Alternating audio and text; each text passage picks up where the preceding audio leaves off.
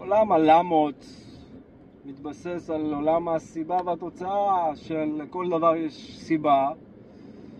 ואם נמשיך לשאול למה, הלמות כמו הדלאי למה ואלה עם השעוני רולקס שלהם שעושים כסף מרוחניות, זה בסדר, אתה יכול להבין גם למה הם לא מאמינים באלוהים, כי הפיקציה אומרת שאם תשאל למה, עד חקר המהותי של הדברים אתה תגיע לאין קיום מבחינתם.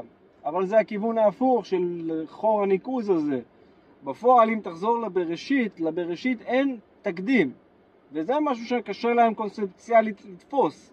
עם כל הייחודיות של הבודהיזם בעולם המודרני שלנו, הם לא הצליחו להבין את מה שהמערב מצליח בקלות להבין, ומכאן שהם קונספציאלית חיים באיזה שאלה שהתשובה שלה הם לא מכונים לקבל אותה. וזאת המתודה שלהם, שלכל דבר יש סיבה. ואם מה קדם לסיבה הזאת? אז הם לא מקבלים שלזה אין תקדים.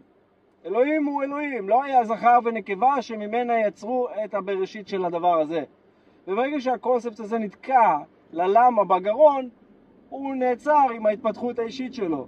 כי הוא לא יכול היה לקבל עובדה פשוטה שהוא לא יודע להסביר יותר את הקונספט של הלמה מתוך תשובה שכולנו מבינים אותה, שלאלוהים לא היה תקדים. זאת אומרת, לפני הבריאה היה תקדים, לבריאה לא. אמנם זה יכול להתאפס בתור קונספציה של דמיון. מישהו חשב על זה קודם. והישות שחשבה על זה קודם, או יצרה את האפשרות הזאת, היא האלוהים. המודעות לכך היא ההבנה הגלובלית החזקה ביותר. להודות או להכיר בישות שבחרה את זה, היא ההתחלה להודות בטעות של הלמות. שהם לא מוכנים להודות נגיד, העם היהודי, העם התשובה. הם עם השאלה.